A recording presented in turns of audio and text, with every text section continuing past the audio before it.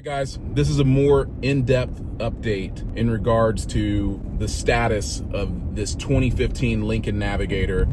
Many of you have been checking in with me for a number of years now since I started reporting all of my issues.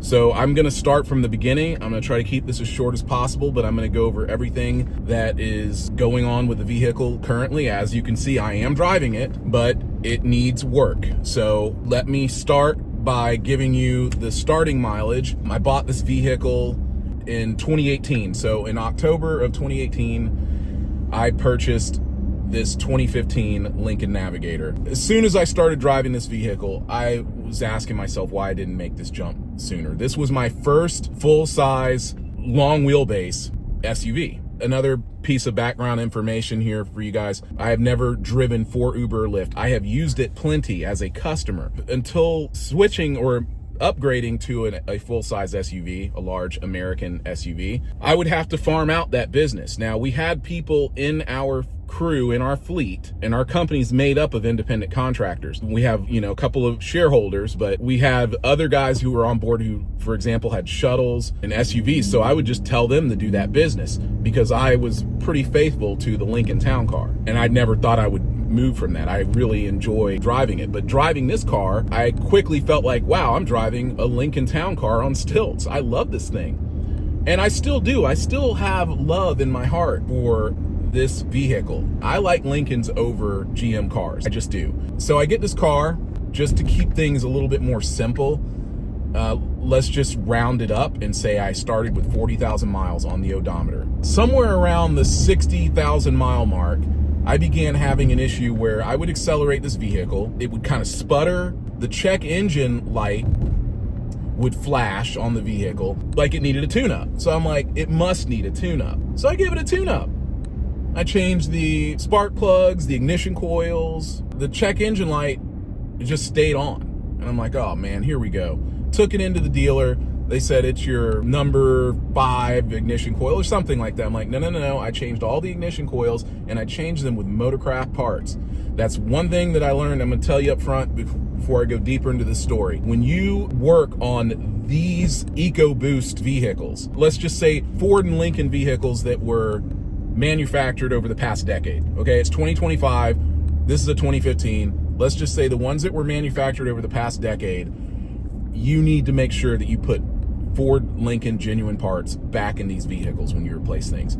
If you don't, I promise you, you will have so many issues. All you have to do is watch my other videos and you will learn that you cannot do that with these vehicles. And this is what gives GM the edge over Ford Lincoln. General Motors, they don't do that BS. You go and you can get a part, you can go to Napa or something, you go to AutoZone and get your parts and change it.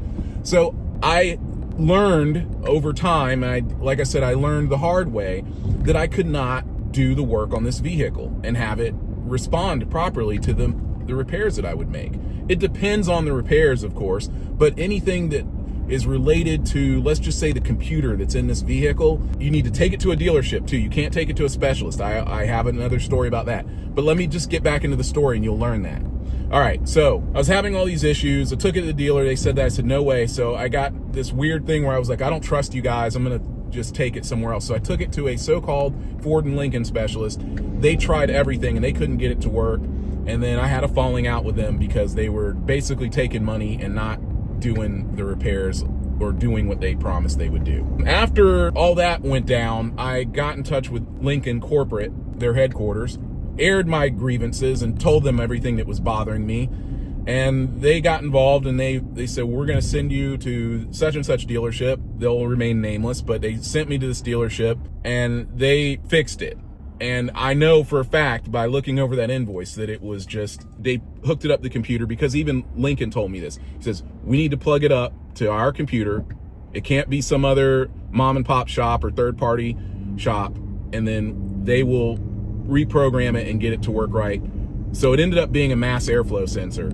So the mass airflow sensor, and there was another sensor that's a little bit closer. They said that that was the problem. They had to plug it up to their computer and go from there. So almost like a firmware update of some sort.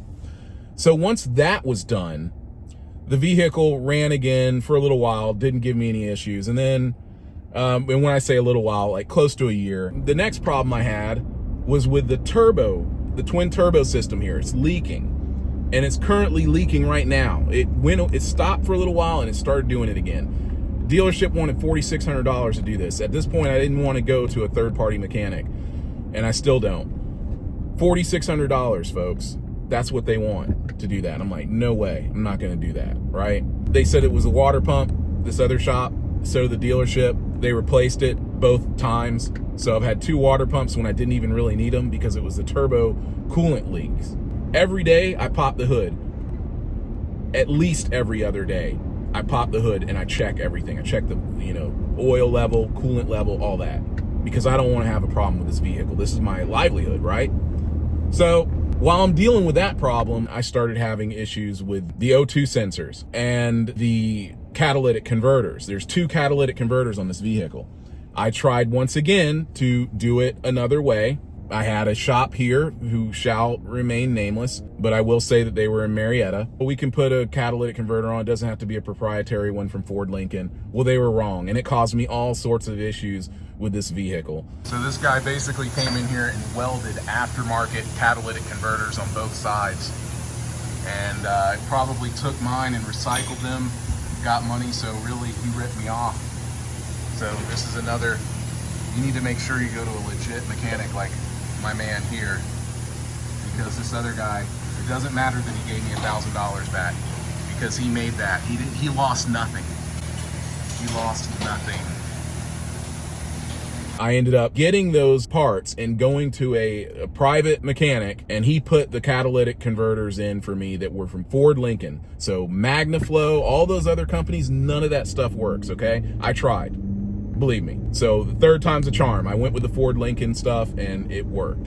This one did not require the dealership to get involved other than giving me those parts. This is the side that cost just under $900 before tax. This is from MagnaFlow. It's all legit. And here is the Ford one right here. This is the driver's side.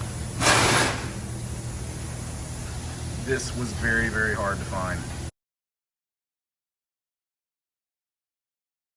This is why you don't do aftermarket. There's a night and day difference between this catalytic converter and the MagnaFlow.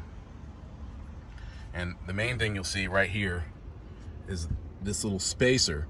Now, people are selling these spacers as an aftermarket, but they put it on here. These spacers, they usually make them a little bit longer, like probably about the size of a socket like that. And what happens is with those spacers, it keeps this thing, the converter, from throwing the code much sooner. It'll actually keep it from throwing the P0420 code altogether if you put that spacer on there.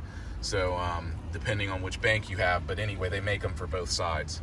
Anyway, this is definitely going to work. At least I'm going to know that it's all Ford genuine stuff here. So I'm going to go on and get to it. There's the part number right there.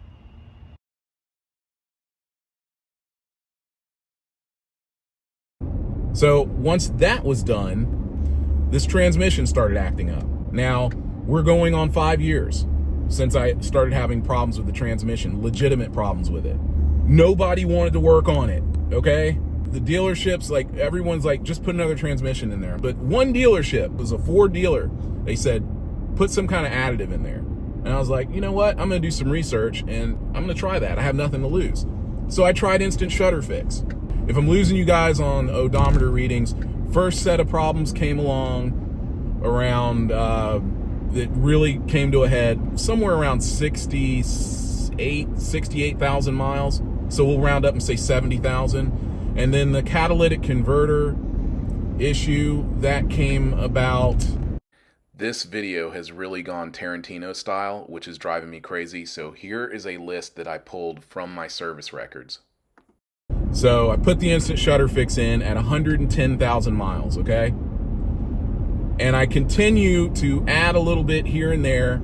40,000 miles, I had no issues. And then after 40,000 miles, I started having problems.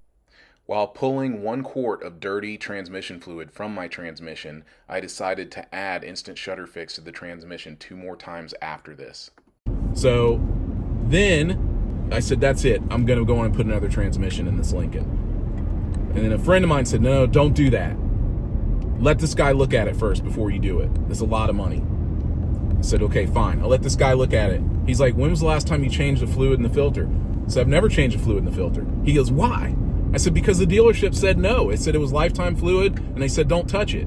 Every time I tried to get them to change the fluid in the filter, they said no. And I knew better than to flush it, because flushing your transmission's bad news, people. Don't do that. You got to treat it like your engine. You change the oil and you change the filter for the engine. You got to do the same with the transmission. This guy was like, I can't believe you've driven this vehicle 180,000 miles and you haven't changed the fluid.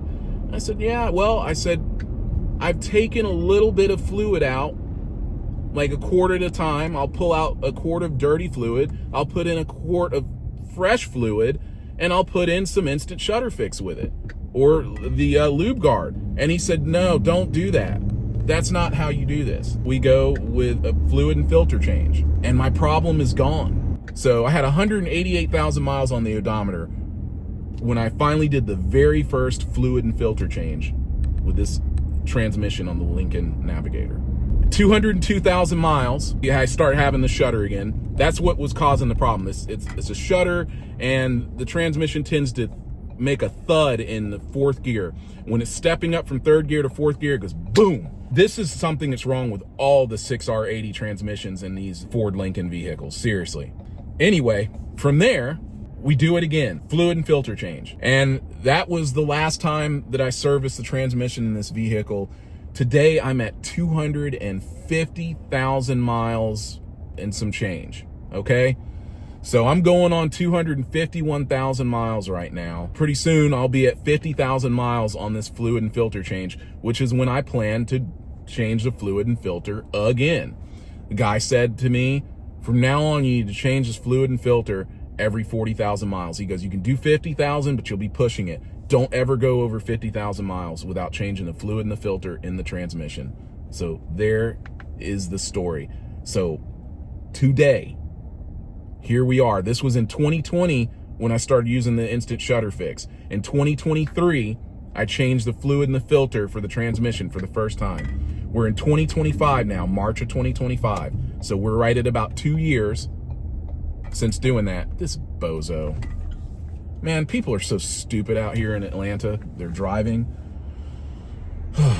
Anyway, right now, the twin turbo system, those lines that connect up to the turbos, they're leaking again. And they're leaking more profusely, let's just say that. I just finished off a 1 gallon container that I bought right at the beginning of the year. I either bought it right at the end of 2024, so late December, or like the first week in January. It is March 22nd today, and I just finished off that gallon. So if that gives you an idea of how much coolant is leaking out of this vehicle. And like I said, it's not running hot. The vehicle does not run hot because I don't let it get to that point. But you kind of know if your fans are kicking on a lot, which that is one of their recalls, you need to look at that stuff and say, you know what? I need to have this system checked, you know? But yeah, flushing is no good. Any other takeaways that I could give you guys would be, don't buy a 2015 Lincoln Nav. A lot of people ask me that. Should I buy it? People ask me on the street, should I buy a 2015 Lincoln? I'm like, stay away from this year. Stay away from the first year, the first revision of any vehicle, or the first of its kind. The first phase, you want to avoid it. The 2016 and the 2017 Lincoln Navigators work so much better than the 2015. I know, because I talked to all these other drivers who drive them, and they're in the industry. 2017, yeah, there's a big difference, man, in your dashboard. Like, my paint's got a little bit of a do it. Yeah. Yours is I like this better. Oh, really? Yeah, they sold it to me and told me it was black. It's not, but yeah, that's wow. Okay. Wheels are the same. Pretty cool. Believe me, I've done the best that I can with this vehicle. We've got 250,000 miles. I drove my other 2 Lincoln town cars well over 300,000 miles. I drove I think I drove one to 344 and another one to 358,000. And I probably could have gotten more out of that. But, you know, when you're in this business, you've got to keep a newer vehicle to please your clientele. So yeah, that is it, guys. If you have any questions, if you guys have anything you want to share about your experiences with Ford Lincoln, feel free to share them here. I do my best to get back to people as long as they're being reasonable. I will do my best to get back to you as quickly as possible. I want to thank you guys for watching these videos and checking in with me. In closing, I am looking for an upgrade, but I'm keeping this vehicle because the car market right now is so jacked up, and my son actually likes this Navigator and says he would love to drive it starting out. So I'm gonna keep the car. You guys know what to do if you want to keep up with this. And in the meantime, I'll have more videos coming about this vehicle and my experiences there, and as well as other things that I review. All right, take care. I'll have another video out to you soon.